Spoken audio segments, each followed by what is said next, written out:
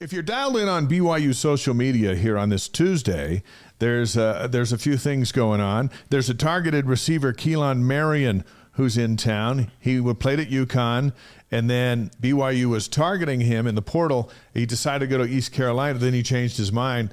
This morning he decommitted, got on a plane, and now BYU's got an opportunity to get him. Here's a guy who was injured last year, got hurt against Utah State, played in 5 games. He was exceptional, led the team in receptions and yards as a freshman at UConn. And how could a guy like this fit into what they've already got? Well, this receiving core just keeps getting deeper and deeper. And we've been talking about this in the last few weeks. We knew that BYU had a couple of more scholarships available for receivers. Right. And so we knew they were still shopping for receivers. Remember, he was a guy that early on BYU targeted him as one of their top portal guys. This is a guy that's got, I think he has NFL potential. Really? Right. So he could immediately be one of the best receivers on the roster. So, and frankly, when you have a guy with that kind of talent, even if all of a sudden the defensive end, well, let's not even say defensive end. Let's say a position where we all feel like BYU is pretty stacked. Let's say on the offensive line, they look like they're pretty solid there and pretty deep there. So they're not out hunting for another offensive lineman. But if an offensive lineman that's an NFL talent all of a sudden comes available and indicates some interest in BYU, you find a scholarship for that guy. So you can't be too deep with that kind of talent. He's that kind of talent. He immediately makes BYU better if they can get him.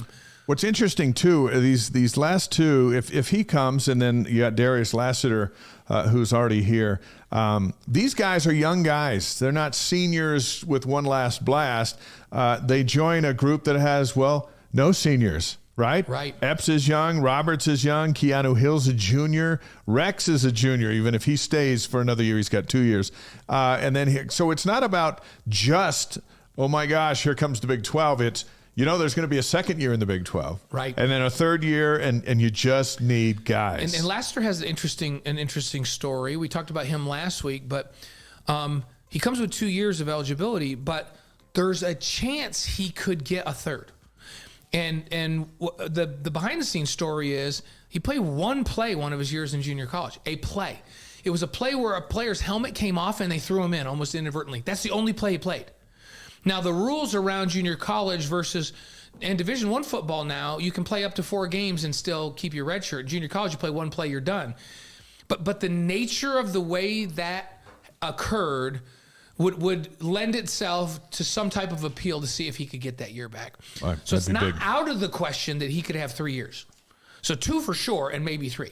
And he's very, very talented. He's a baller. So, and these guys fit in to the culture of BYU, and they want to be here. So I'm getting more and more bullish all the time on this wide receiving crew. Well, this is shaping up to look like a Big 12 receiving core now. And so is the running back room. Oh, yes. And before we get to that, a shout-out. Earl is with us from, I'm looking to see where he's from, and Mike's from Texas.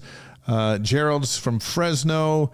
A couple of our early guys. Earl's from Davis County. Thanks for listening. Yeah, Mike, watching. Mike Z, just me. He's not like Earl was the first one on tonight. Yeah, he was the first one. He made a point of that to chime too. In. He said, "We first got you, one Earl." So we got Earl. Mike Z, just me. He's on every week. We appreciate him. Gerald Higginbotham watching from Fresno.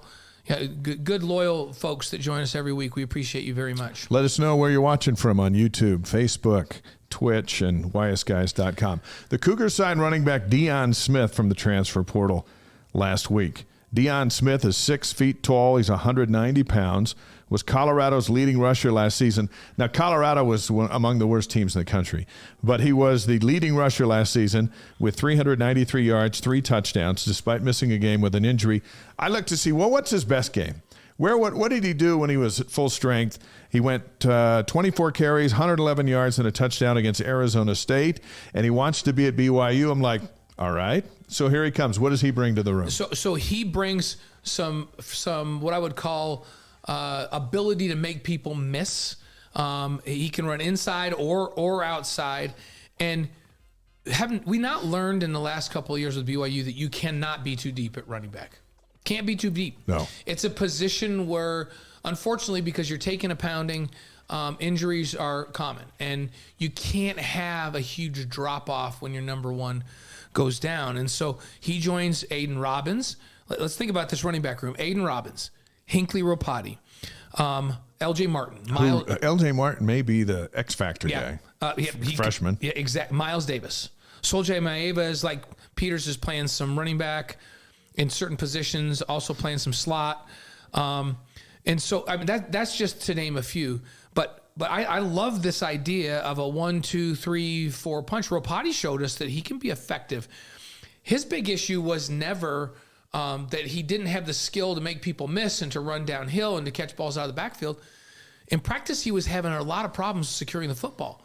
Well, his body of work in games now is enough that they all of a sudden go, well, we can trust him with, he's not turning the ball over in games, in real life situations. He's taking care of it in practice. So he's a weapon that we didn't know was going to be a weapon. I think he's a Big 12 running back. Miles Davis, finally getting healthy. And so between those four, Deion Smith, who they just signed, Aiden Robbins, who's a 1,000-yard rusher, and we mentioned this. And he's 6'3", 230. And I'll come back to this, and we've said this before. To me, the greatest compliment for Aiden Robbins that we've heard comes from Kelly Papinga, who says, we knew he was their go-to guy. We knew he was going to get 20-plus touches. Our entire game plan was we are not going to let that guy go for 100 yards against us. And Boise State was a top 20 defense last year. And guess what Aiden Robbins did? He went over 100 on him. He goes, that dude is a legit big-time back. And he did not have the pieces around him at UNLV that he's going to have around him at BYU. So I expect him to be really productive. I expect Deion Smith to be really productive. He's going to have better people around him than Colorado had, right? Yeah. And I expect Miles Davis to be a big-time contributor. I expect Ropati to be a contributor. You mentioned L.J. Martin, who's a youngin' with lots of skill. We're going to see 4 or 5 running backs play, and I think they all measure up to being Big 12-type talent. Shout out to Thomas from Goldendale, Washington, John from Harriman, curling guy from West Jordan also has a question.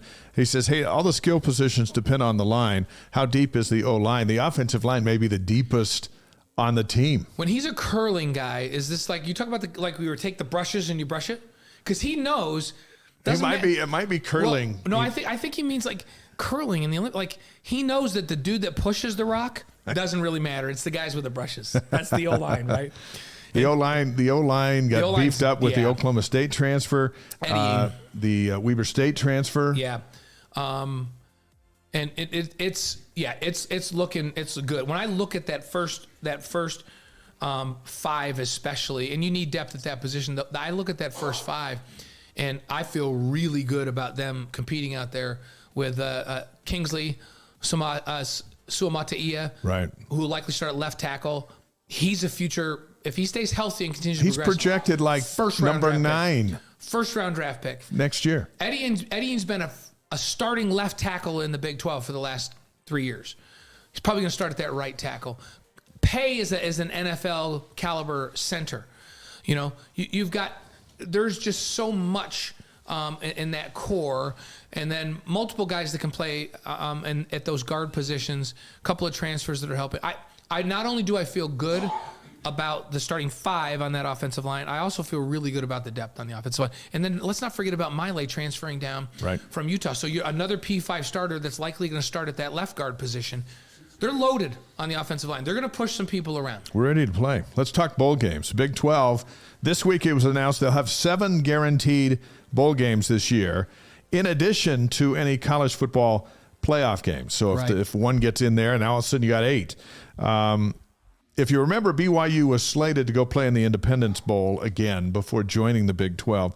So as CBS's Brett McMurphy tweeted, for this year only, the Independence Bowl is coming into the Big 12 family, and it'll be the Big 12 against the Pac-12 in the Independence Bowl, and he projects BYU will play Washington State in that game. And, of course, Cougar Nation's like, no, anything but Shreveport.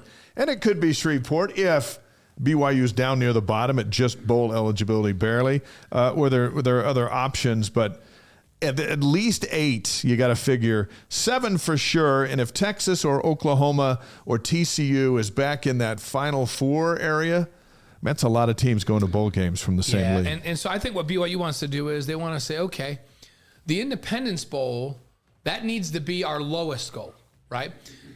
We need to play well enough to play up beyond that so that we're in one of the first 4 or 5 bowls and not in the Independence Bowl again this year. But that's the baseline for BYU. Yeah. If they get 6 wins, they're probably in and there are some ESPN bowls. They're going to be more in the 8 teams from the Big 12 going to bowl games if they're eligible. I mean, the whole league could go to a bowl game if they're bowl eligible. The thing is that they're not going to all be bowl eligible because someone's got to get wins from somebody else. Yep. But look. I feel like that's the baseline, and I feel like 6 they can get to. My expectation is 7 or 8 this first year. Hey, and Ruthie 5358, she says we're watching from Harriman, and we love the show. You guys are the best. When she puts love in all caps, she's getting on the mention. That makes me feel the love. Ruthie, you just went. Thanks, you just Ruthie. went up. Thanks list. for the love with all caps.